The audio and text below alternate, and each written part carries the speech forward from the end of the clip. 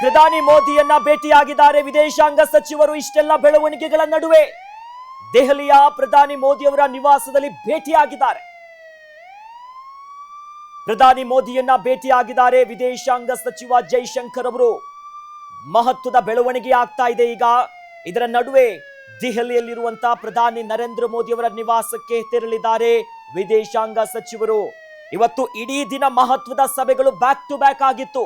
High voltage ಮೀಟಿಂಗ್ಗಳು ನಡೆದಿತ್ತು. ಆದ್ರೆ ಇತ್ತ ಪಾಕಿಸ್ತಾನದಿಂದ ಬ್ಯಾಕ್ ಟು ಬ್ಯಾಕ್ ನಮ್ಮ ಭಾರತದ ವಿವಿಧ ಪ್ರದೇಶದಲ್ಲಿ ದಾಳಿ ಆಗ್ತಿದ್ದಂತೆ ಇಂಥ ಸಂದರ್ಭದಲ್ಲಿ ವಿದೇಶಾಂಗ ಸಚಿವರು ಪ್ರಧಾನಿ ನರೇಂದ್ರ ಮೋದಿ ಅವರ ನಿವಾಸ ದೆಹಲಿಯಲ್ಲಿರುವಂತವರ ನಿವಾಸಕ್ಕೆ ಭೇಟಿ ಕೊಟ್ಟಿದ್ದಾರೆ.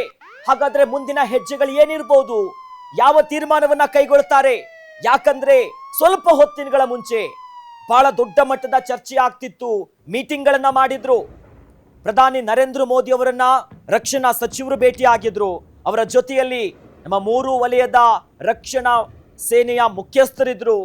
ಅಜಿತ್ ದೋವಲ್ ಅವರಿದ್ರು, ನ್ಯಾಷನಲ್ ಸೆಕ್ಯೂರಿಟಿ ಅಡ್ವೈಸರ್. ಜೊತೆಯಲ್ಲಿ ಚೀಫ್ ಡಿಫೆನ್ಸ್ ಸ್ಟಾಫ್ ಅವರು ಕೂಡ ಅವರ ಜೊತೆಯಲ್ಲಿದ್ರು. ಎಲ್ಲ ಘಟಾನುಘಟಿ ಪ್ರಮುಖ ನಾಯಕರು ಈಗಾಗಲೇ ಬೆಳಿಗ್ಗೆಯಿಂದಲೂ ಕೂಡ ಅನೇಕ ರೀತಿಯಾದಂತಹ ಸಭೆ ನಡೆದಿತ್ತು, ಚರ್ಚೆಗಳಾಗಿತ್ತು.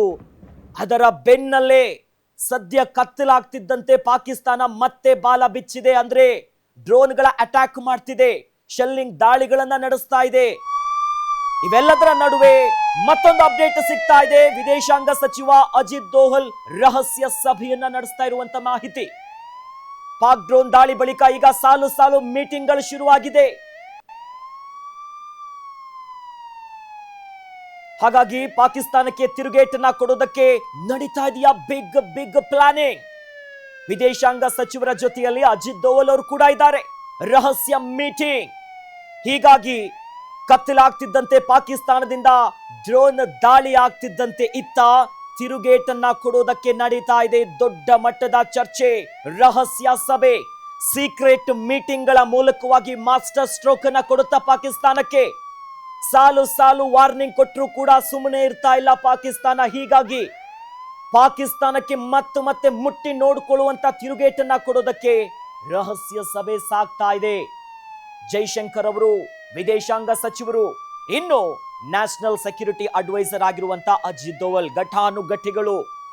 ಒಂದು ಕಡೆಯಲ್ಲಿ ಭಾರತದ ಸೇನೆಗೆ ಪರಮಾಧಿಕಾರವನ್ನ ಕೊಡಲಾಗಿದೆ. ಅಂದ್ರೆ ಫ್ರೀ ಹ್ಯಾಂಡ್, ನೀವೇ ಯಾವ ತೀರ್ಮಾನ ಬೇಕಾದ್ರೂ ತೆಗೆದುಕೊಳ್ಳಿ ಅನ್ನೋದು ಕೇಂದ್ರ ಸರ್ಕಾರದ ಪ್ರಧಾನಿ ನರೇಂದ್ರ ಮೋದಿ ಅವರ ನೇತೃತ್ವದಲ್ಲಿ ಈಗಾಗಲೇ ಸಾಗಿದೆ. ಆಪರೇಷನ್ ಸಿಂಧೂರ ಚಾಲ್ತಿಯಲ್ಲಿರೋದು. ಆದರೆ ವಾರ್ನಿಂಗ್ ಮೇಲೆ ವಾರ್ನಿಂಗ್ ಕೊಡಲಾಗ್ತಿದೆ. ಆದರೂ ಕೂಡ ಪಾಕಿಸ್ತಾನ ಸುಮ್ಮನೆ ಇರ್ತಾ ಇಲ್ಲ.